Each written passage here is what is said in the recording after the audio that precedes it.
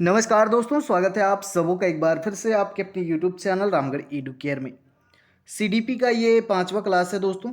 और आज का जो क्लास होगा आपका थियरी क्लास होगा, जिसमें जीन पियाजे के जो सिद्धांत हैं उन सिद्धांतों को आज हम लोग डिटेल में पढ़ने वाले हैं। बहुत ज़्यादा शॉर्टकट नहीं लेंगे, शॉर्टकट लेने से फिर क्वेश्चन में हम लोग फंसने लगते हैं। इसीलिए थियरी पोर्शन को अच्छे से कवर करेंगे, तभी क्वेश्चन आसानी से बनने वाले हैं। और आज का जो सेशन है दोस्तों, ये आपका लाइव नहीं है, मैं प्रीमियर में सेट कर दूंगा। और 6:30 बजे थोड़ा सा काम था, इसलिए मैं पहले ही वीडियो रिकॉर्ड करके प्रीमियर में सेट कर रहा हूँ, तो आप लोग ज़रूर देख लीजिएगा अच्छे से। तो जीन पियाजे ने 4 सिद्धांत दिए हैं। पहला तो संज्ञानात्मक सिद्धांत काफ़ी पॉपुलर है, और जीन पियाजे का और एक सिद्धांत है नैतिक विकास का सिद्धांत। तो ये इनके जितने भी सिद्धांत हैं सभी को पढ़ना है। एक संज्ञानात्मक विकास पर सिद्धांत दिया इन्होंने, एक नैतिक विकास पर, और 2 सिद्धांत हैं, एक है निर्माण और खोज का सिद्धांत, और एक सिद्धांत है कार्य क्रिया का अर्जन। तो 4 सिद्धांत हैं, लेकिन सबसे ज़्यादा इम्पोर्टेंट ये दोनों हैं, संज्ञानात्मक सिद्धांत और नैतिक विकास का सिद्धांत। सबसे पहले बात करेंगे, जीन पियाजे जो है दोस्तों स्विट्ज़रलैंड के निवासी, स्विट्ज़रलैंड।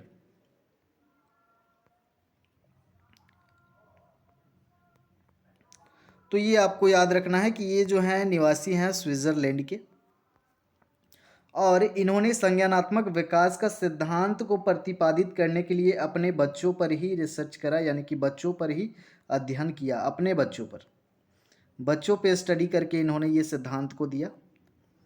सबसे पहले यहाँ पर संज्ञान जो शब्द है इसको जानना जरूरी है। संज्ञान शब्द में दोस्तों आपका ज्ञान,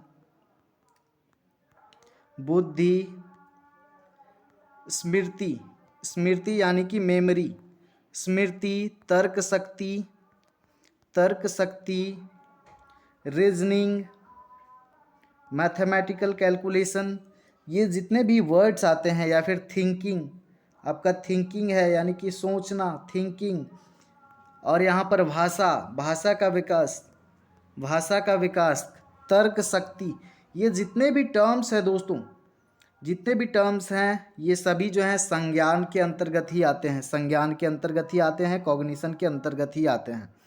तो संज्ञानात्मक विकास का तात्पर्य यहाँ हुआ ज्ञान में वृद्धि, स्मृति में वृद्धि, तर्क शक्ति में वृद्धि, बुद्धि में वृद्धि, भाषा में वृद्धि, या फिर थिंकिंग में, सोचने में, लॉजिकल थिंकिंग में, या फिर रीजनिंग जो कैपेसिटी है या फिर क्षमता है उसमें वृद्धि से यहाँ पर है।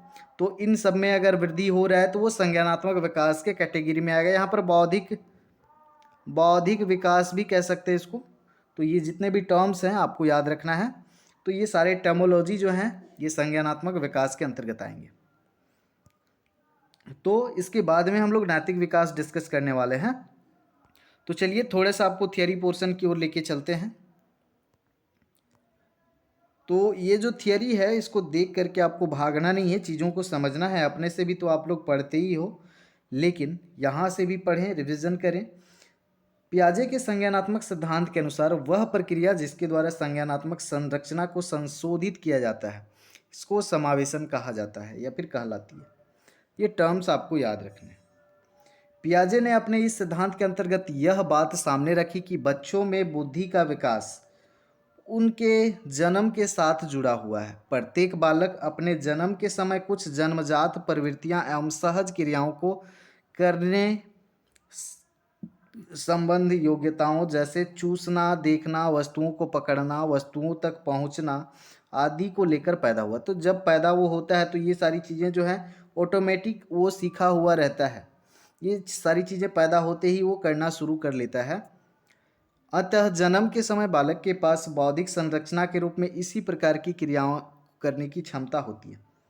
जन्म के समय यही सब करता है, चूसना, देखना, वस्तुओं को पकड़ना, ये सब जो एक्टिविटीज़ है ये कर लेता है, और ये भी बौद्धिक संरचना के अंतर्गत आती हैं। लेकिन जैसे जैसे वह बड़ा होता है उसका जो बौद्धिक क्रिया है, उसका जो दायरा है बौद्धिक विकास का, वो बढ़ता जाता है, और वह क्या होता है, धीरे धीरे बुद्धिमान बनता चला जाता है। बच्चों में दुनिया के बारे में समझ विकसित करने की क्षमता पैदा हो जाती है। वातावरण के अनुसार स्वयं को ढालना अनुकूलन कहलाता है।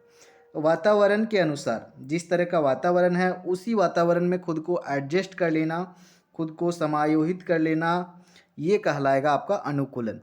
बच्चों में वातावरण के साथ सामंजस्य स्थापित करने की बेहतर क्षमता होती है। पूर्व ज्ञान से नवीन ज्ञान को जोड़ने की प्रक्रिया को आत्मसातीकरण, ये टर्म आपको याद रखना है। जो प्रीवियस नॉलेज है उसको नए ज्ञान के साथ जोड़ेंगे, ये कहलाता है आपका आत्मसातीकरण। इससे क्वेश्चन आपके बनते हैं। जब बालक अपने पुराने स्कीमा अर्थात ज्ञान में परिवर्तन करना प्रारंभ कर देता है तो वह प्रक्रिया समायोजन कहलाती है, एडजस्टमेंट। पियाजे ने 4 कैटेगरी में डिवाइड किया है, 4 अवस्थाओं में डिवाइड किया है संज्ञानात्मक विकास को। तो देखिए उनके अनुसार हमारे विचार और तर्क अनुकूलन के भाग हैं। संज्ञानात्मक विकास एक निश्चित अवस्थाओं के क्रम में होता है। ये जो संज्ञानात्मक विकास होता है एक निश्चित अवस्थाओं के ये क्रम में होता है, क्रम में। संवेदी प्रेरक अवस्था अनुकरण, स्मृति एवं मानसिक निरूपण पर आधारित है। अब इन्होंने यहाँ पर 4 अवस्थाएं बताई हैं। चारों अवस्थाओं में क्या क्या बदलाव आते हैं, किस तरह से विकास होता है संज्ञानात्मक विकास, ये देखना है और आपको याद भी रखना है। तो संज्ञानात्मक विकास की 4 अवस्थाएं हैं। पहला अवस्था है आपका इंद्रिय जनित गामक अवस्था। इंद्रिय जनित गामक अवस्था जो कि जन्म से 2 वर्ष के बीच के अंतराल को माना गया है। अब इसमें क्या क्या होता है साथियों, मानसिक क्रियाएं इंद्रिय जनित गामक क्रियाओं के रूप में ही संपन्न होती हैं। इंद्रिय गामक क्रियाएं यानी कि उसके जो हाथ पैर या बॉडी से कुछ एक्टिविटी कर रहा है तो वो इंद्रिय जनित गामक क्रियाएं होंगी। जैसे कि ऊपर आपने देखा, चूसना, पकड़ना, देखना, ये सब जो है इंद्रिय जनित गामक क्रियाएं हैं। क्योंकि वो इंद्रिय जनित गामक अवस्था में है, 2 साल के अंदर का ही बालक है, तो उसमें ज़्यादा बौद्धिक विकास हुआ नहीं है।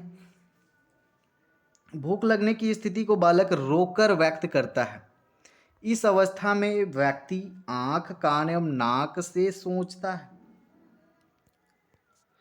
जिन वस्तुओं को वे प्रत्यक्ष देखते हैं, डायरेक्ट देखते हैं, उनके लिए उसी का अस्तित्व होता है। अब वो बच्चे हैं, उनको दूसरी चीज़ों के बारे में नहीं पता है, तो जो डायरेक्टली वो देख पा रहे हैं अपने सामने, उनको लगता है सिर्फ यही जो है अस्तित्व में है, क्योंकि बाहरी चीज़ों का उनको ज्ञान नहीं होता है। इस आयु में बालक की बुद्धि उसके कार्यों द्वारा व्यक्त होती है। उदाहरण के लिए चादर पर बैठा शिशु चादर पर थोड़ी दूर स्थित खिलौने को प्राप्त करने के लिए चादर को खींचकर खिलौना प्राप्त कर लेता है। इस तरह यह अवस्था जो है अनुकरण अनुकरण स्मृति और मानसिक निरूपण से संबंधित है ये अवस्था। तो यहाँ भी संज्ञान का कार्य हो रहा है। यहाँ अगली जो अवस्था है आपकी पूर्व संक्रियात्मक अवस्था, जो 2 वर्ष से 7 वर्ष के बीच के समय को कहा गया है। इस अवस्था में बालक अपने परिवेश की वस्तुओं को पहचानने एवं उसमें विभेद करने लगता है। पूरी तरह से सीखता नहीं है, लेकिन पहचानने लगता है बहुत सारी वस्तुओं को, और उसमें क्या करने लगता है, अंतर करने लगता है, विभेद करने लगता है। इस दौरान उसमें भाषा का भी विकास प्रारंभ हो जाता है, स्टार्ट होता है, कंप्लीट नहीं होता, ये भी आपको ध्यान में रखना है। इस अवस्था में बालक नई सूचनाओं और अनुभवों का संग्रह करता है। नए नए इन्फॉर्मेशंस एक्सपीरियंस को वो अनुभव करता है और संग्रह करता जाता है। वह पहली अवस्था की अपेक्षा अधिक समस्याओं का समाधान करने का योग्य हो जाता है। अब पहला जो अवस्था था आपका इंद्रिय जनित गामक अवस्था, उसके तुलना में यहाँ पर समस्या समाधान में थोड़ा ये और ज़्यादा योग्य हो जाएगा। बच्चों में वस्तु अस्थायित्व के गुण का विकास होता है इस अवस्था में। अगली अवस्था की बात करें, मूर्त संक्रियात्मक अवस्था, जो कि 7 वर्ष से 11 वर्ष के बीच के आयु में होता है। इस अवस्था में बालक वस्तुओं को पहचानने, उनका विभेदीकरण करने तथा उनका वर्गीकरण करने की क्षमता विकसित हो जाती है। अब देखिए यहाँ पर इस अवस्था में वो वस्तुओं को अच्छे से पहचानने लगता है, उनमें डिफरेंस करना शुरू कर देता है और उनका वर्गीकरण भी करता है, क्लासिफिकेशन भी करने का क्षमता इसमें विकसित हो जाता है। उनका चिंतन अब अधिक क्रमबद्ध एवं तर्क संगत होना प्रारंभ कर देता है। अब यहाँ से उनका जो थिंकिंग प्रोसेस है ये और भी ज़्यादा क्रमबद्ध होने लगता है और तर्क संगत होने लगता है, लॉजिकल होने लगता है। इस अवस्था में बालक विश्वास करने लगता है तथा लंबाई, भार, अंक आदि प्रत्ययों पर चिंतन करता है। भाषा का पूर्ण विकास बालक किसी पूर्व और उसके अंश के संबंध में तर्क कर सकता है। इस अवस्था में बालक अपने पर्यावरण के साथ अनुकूलन करने के लिए अनेक नियमों को भी सीख लेता है। तो ये सारी चीज़ें आपकी होती हैं मूर्त संक्रियात्मक अवस्था में। अंतिम अवस्था है संज्ञानात्मक विकास का, जो कि औपचारिक या फिर अमूर्त संक्रियात्मक अवस्था कहते हैं। 11 वर्ष से आगे तक औपचारिक या फिर अमूर्त संक्रियात्मक अवस्था। इस अवस्था में साथियों 11 वर्ष से प्रौढ़ावस्था तक की अवस्था को माना गया है। 11 से प्रौढ़ावस्था तक अमूर्त चिंतन इस अवस्था की प्रमुख विशेषता है।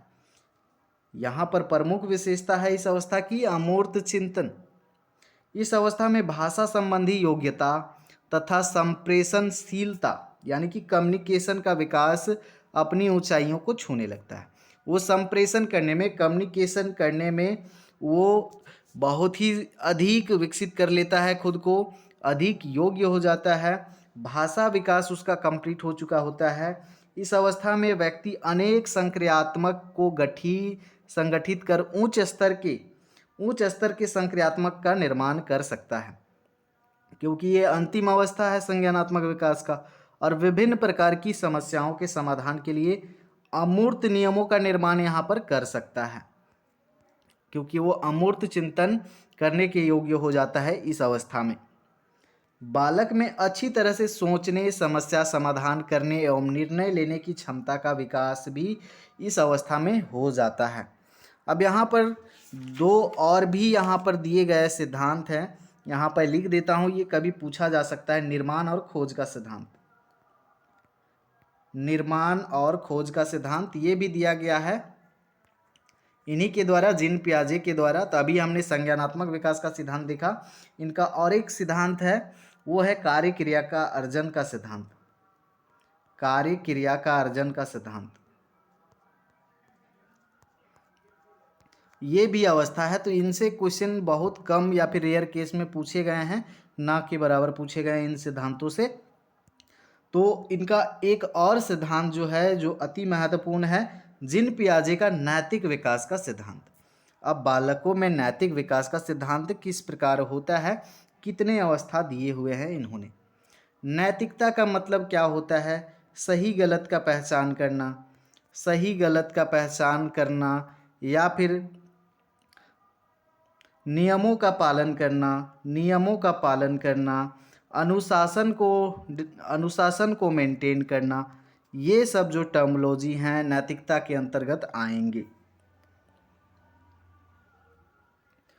तो चलिए देखते हैं यहाँ पर जीन पियाजे का नैतिक विकास का सिद्धांत। पियाजे ने नैतिक विकास का सिद्धांत दिया। इनके अनुसार नैतिक निर्णय के विकास में एक निश्चित क्रम एवं तार्किक क्रम होता है। पियाजे के अनुसार नैतिक विकास या नैतिक अवस्थाएं दो प्रकार की हैं, जो कि दोनों को देख लेते हैं। पहला है परायत्त नैतिकता, स्टेज ऑफ हेटेरोनोमस मोरालिटी। और ये जो अवस्था है साथियों 2 से 8 वर्ष के बीच माना गया है, परायत्त नैतिकता की अवस्था। पियाजे के अनुरूप इस अवस्था का उद्भव बालकों में असमान अंतःक्रिया से होती है। इस काल में बच्चों में नैतिक नैतिक जो नियम है, जिसमें निरपेक्ष, अपरिवर्तनशील तथा दृढ़ प्रवृत्ति के होते हैं, अपरिवर्तनशील होते हैं और दृढ़ प्रवृत्ति के, ये परायत्त नैतिकता में है। अगला जो है आपका स्वायत्त नैतिकता, ऑटोनोमस मोरालिटी की अवस्था, जो कि 9 से 11 वर्ष के बीच को माना गया है जीन पियाजे के अनुसार। इस काल में नैतिकता बच्चों के समकक्ष अर्थात मित्रों के बीच संबंधों से विकसित होती है। अभी इस एज में वो बालक जो हैं ग्रुप के प्रति ज़्यादा आकर्षित होते हैं, ग्रुप्स में रहने लगते हैं, पीयर ग्रुप्स में मित्र बन जाते हैं। तो वहाँ से उनमें नैतिकता जो है विकसित होने लगती हैं संबंधों के कारण। अपने मित्रों के संबंधों के द्वारा न्याय का एक ऐसा दर्शन उभरता है जिससे दूसरे के अधिकारों के संदर्भ में चिंता एवं पारस्परिकता का भाव दिखता है। अब दूसरे के लिए यहाँ पर दूसरे का जो अधिकार है उसके लिए चिंता इनमें देखने को मिलता है। मतलब नैतिकता इस एज में इस रेंज में नैतिकता मतलब पूरी तरह से विकसित हो चुका होता है। बच्चों में सोचने की प्रवृत्ति होती है। नियम एवं कानून लोगों द्वारा निर्मित किए गए हैं। अब ये नियम कानून सही गलत का भेद समझने लगते हैं, क्या नियम सही है, क्या अधिकार होना चाहिए किसका, तो ये सारी चीज़ें इस अवस्था में डेवलप हो जाती हैं।